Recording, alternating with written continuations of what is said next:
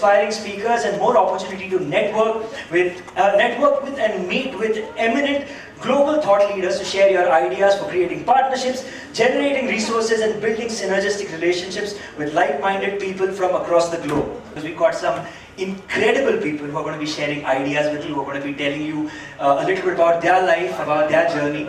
And of course, after that, we have the opportunity where you guys get to interact with our speakers and with each other. This is a phenomenal networking opportunity for everybody in the room, and of course, a place to learn something from some incredible people. Let's start off with our third speaker for the evening. Let me introduce you all to somebody whom you probably, well, you don't know her personally, but maybe your kids, maybe someone you know has been in a very, very significant way been affected by the work that she has done. Dr. Mrs. Vandana Lulla is the Dean of the Podar Network. And let me tell you guys a very interesting saying. Great leaders don't set out to be a leader, they set out to make a difference. It's never about the role and it's always about the goal. And such an example is Dr. Mrs. Vandana Lulla. She, like I said, is the Dean of Podar World College, and she's also the Director of Podar Group of Schools, undertaking the international curriculum, that is IB and CIE. Her determination to provide quality education has led many parents and students placing the utmost faith in her organization. And this has been instrumental in developing the brand Podar. Let's give a big round of applause. Let's begin now. And welcome on stage, Dr. Mrs. Lulla. Okay, very good evening to one and all, and it's a pleasure and honor to be here, part of this big event, Umang Foundation, and I just feel so honored. But I must say, I'm just the contrast of the two speakers that spoke before, and I must say I may sound very third century for many of you in this room, but I'm going to talk to you only about that against all odds, the challenges that I faced, how passionate I was about those challenges, and I never feared failures. That's one thing that I'm going to be sharing with you. Until today, I never feared anyone or any failures, whether it was in school, college, as a teenager, in my marriage, or even leading this major school or organization that I lead. Just to tell you, my story may be very similar to some of the stories that you have in this room, but my story is special for me.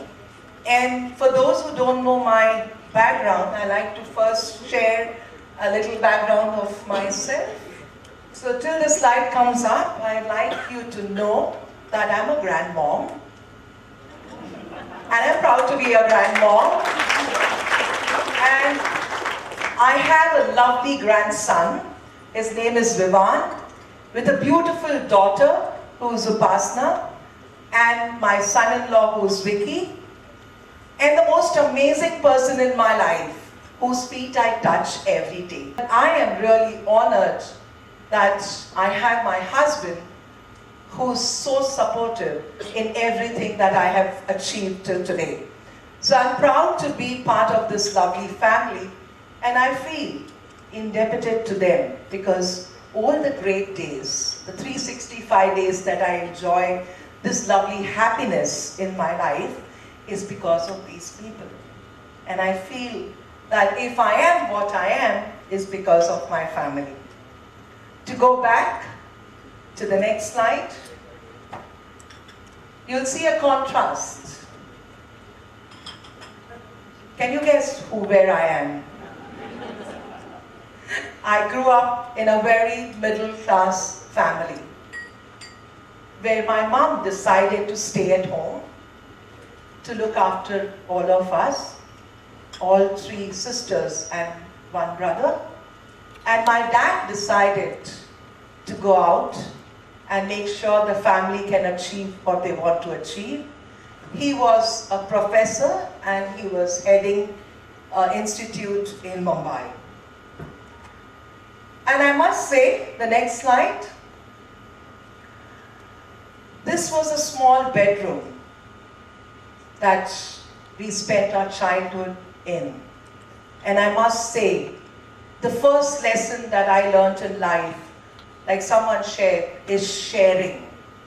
And I think that having that little twin bed and sharing that bed and the bedroom with my 3 brothers and sisters taught me my first lesson of life on how to adjust, how to accommodate, and how to live in harmony, and how to share every little space that you have. Maybe we didn't have enough space, but we had a lot of love. And I think that's my first lesson of my journey of being the successful woman that I am today. You may see me in the next picture as a very, very brave, successful Dean of Podar World College, where we run the London School of Economics, and a principal of the most leading school in Mumbai, Podar International School. But I must say, this looks very nice, and you can see how I took the brand Podar to every part of this country, every part of the globe. If you look at those little logos down, we have associations and accreditations around the world. But believe me, what I look there or what I've achieved, there was a lot of challenges. And I think that my whole journey in this entire process of building this brand Podar was not easy. However, I think, and I go back and I say, the kind of obstacles I had in my life as a child or as a teenager helped me in my whole process of making sure that I'm able to achieve success in spite of all the limitations that you have. So if you see that when I entered way back in the 90s, in the next slide, this is what Podar was. You know what? It had fixed furniture screwed on the floor so that the children cannot move the furniture. And it had a library with no books. It had very traditional teachers with a traditional curriculum. And I reached there and I said, where do I start from? I could have easily run away because I came from another institution where I was, leading that institution successfully, and I thought of taking this major change in my career. However, I took that up as a challenge.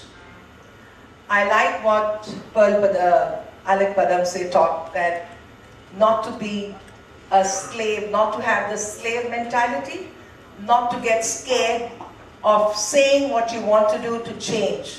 So I collected all my guts, and with great conviction, I went on to the board of trustees.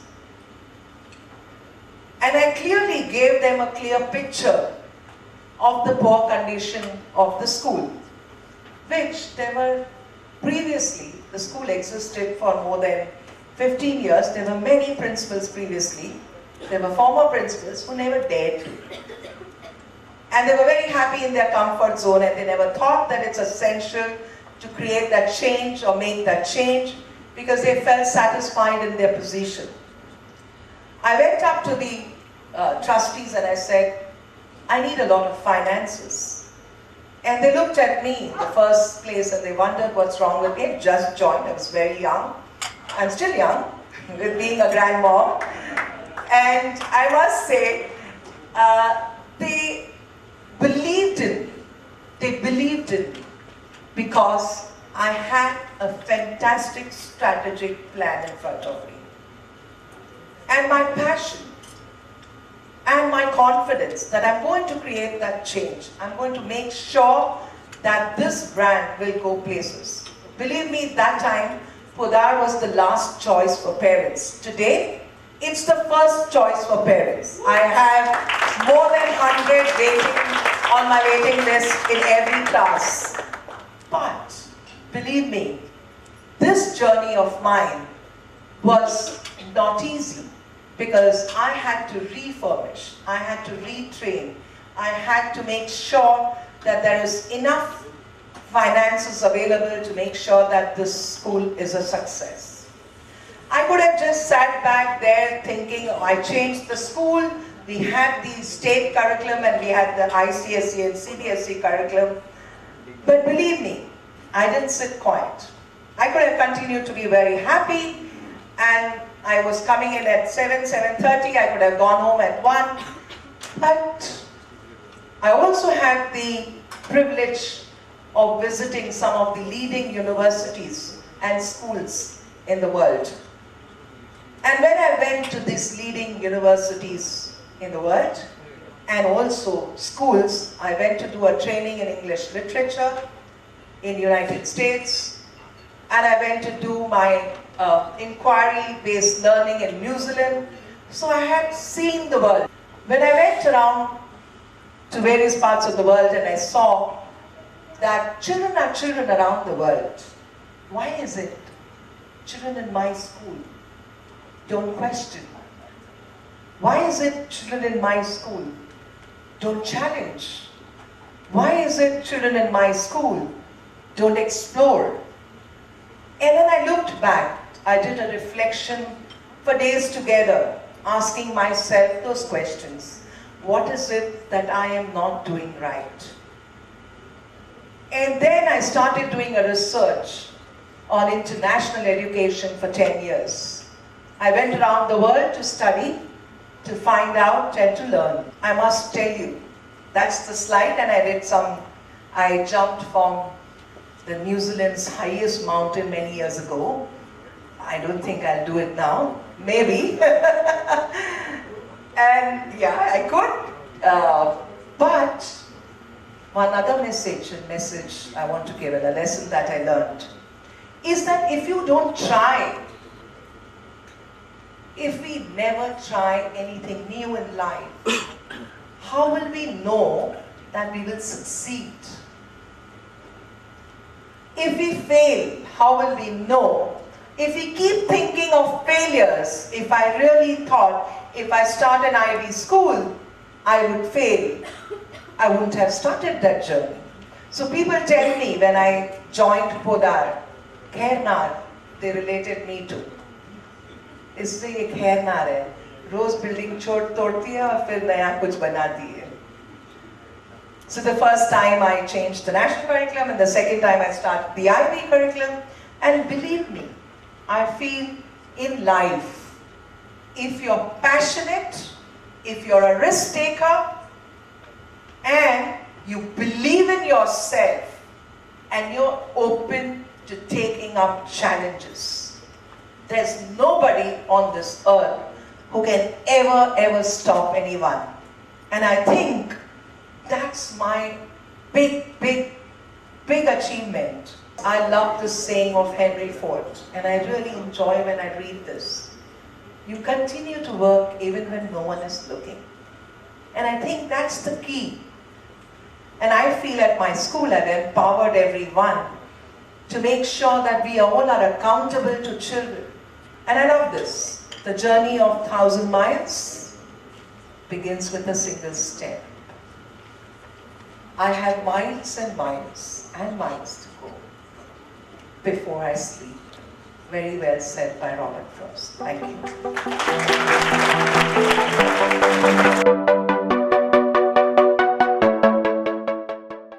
Thank you everybody for making Esperance 2.0 bigger, better, and more glamorous. See you in Esperance 2.1, which is happening on the 8th of December. So until we meet again, adios.